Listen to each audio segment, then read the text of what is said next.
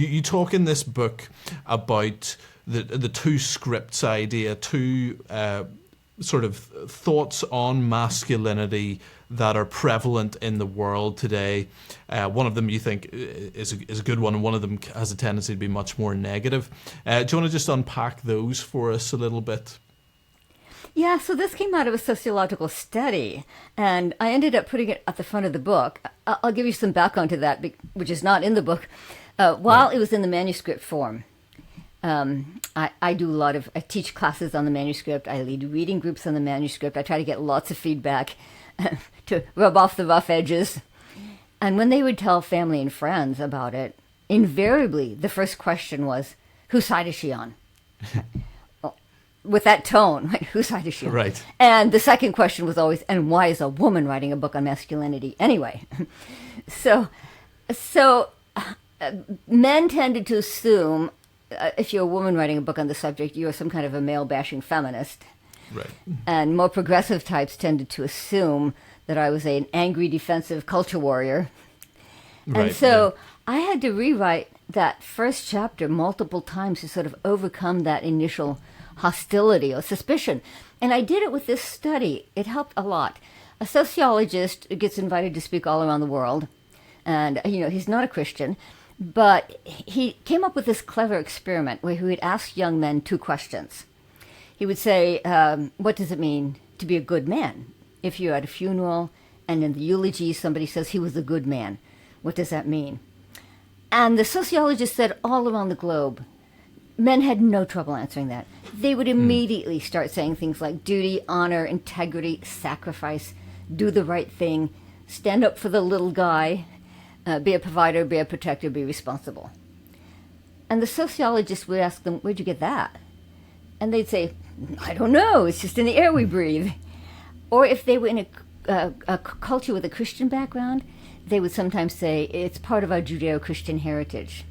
And then he would follow up with a second question, where he would say, well, what does it mean if I say to you, man up, be a real man? And the young men would say, no, that's completely different. That means be tough, be strong, never show weakness, suck it up, win at all costs, be competitive, get rich, get laid.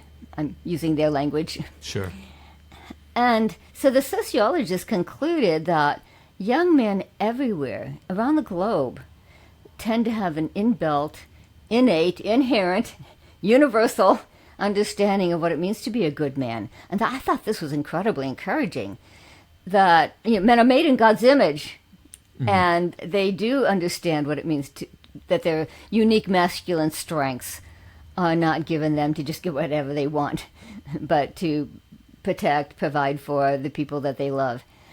Or we might call it general revelation, right? General revelation is what we know just from being made in God's image, living in God's world, as opposed to special revelation, which is the Bible, because these were people who did not necessarily have the Bible.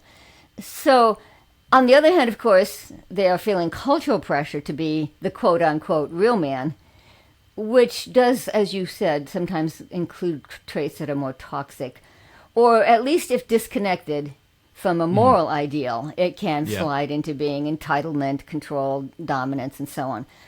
And so it does give us, I would suggest, a much better way to approach these issues because men don't respond very well to being called toxic, right? Nobody would.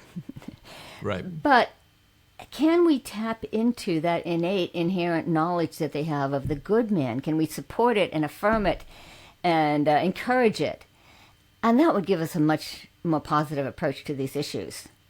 Yeah, it's interesting. So I think I did a video on sort of the manosphere a few months ago. I did one on sort of Andrew Tate and those kind of ones, and what I likened it to, and that was the idea of men without chests. It's a quote from C.S. Lewis. I was talking about men who had stomachs and appetites, and they had heads, but it's sort of this Greek idea that the chest, that your skills and your abilities and your appetites and your desires need to be channeled through the virtues, and if you don't have virtue, then you end up becoming, as you describe it, as a toxic man, or and as commonly would be considered to be toxic. And I think that is a real problem with at least as I see it, the pushback that is in that manosphere is rather than saying, do you know what? Yes, we want to have masculine skills. We also want to have masculine virtues.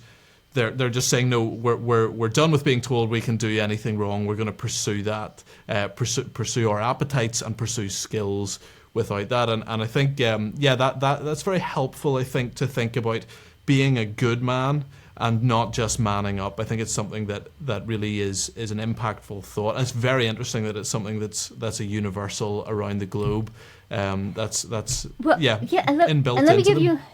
Let me give you another study, just because it is so encouraging to hear that it's global, because there was another global study, and it was done by an anthropologist, and his name is David Gilmore. He did the first ever cross-cultural study of concepts of masculinity. And, he found differences. Some cultures more aggressive, some more peaceful. But he found that universally, every culture expects men, the good man, to do what he called the 3 Ps: provide, protect, and procreate. In other words, build into the next generation, build into the future, become a father. And there it was again, that, these were not at all Christian countries. The guy who did the study, the anthropologist, was not himself a Christian, and he still found the same thing. And I think as Christians, this is something that we really want to focus on and say, wait a minute, for all of the messages out there about men being toxic, how can we recover the notion that, in fact, most men aspire to be good? And even men who are having difficulty in their lives. There was a book by a psychologist. It's called When Good Men Behave Badly. Right. And it was acknowledging that there are men who might, under stress, might behave poorly, or if they've had some kind of childhood trauma, they may have difficulty in their marriage and so on. But he's acknowledging that they aspire to be good men. And I love that balance, good men behaving badly. Even if you have to admit that they're sometimes behaving badly, that they aspire to be good. And again, not a Christian. It's interesting that these secular people are recognizing that men, again, are reflecting God's image in their deepest aspirations. Yeah.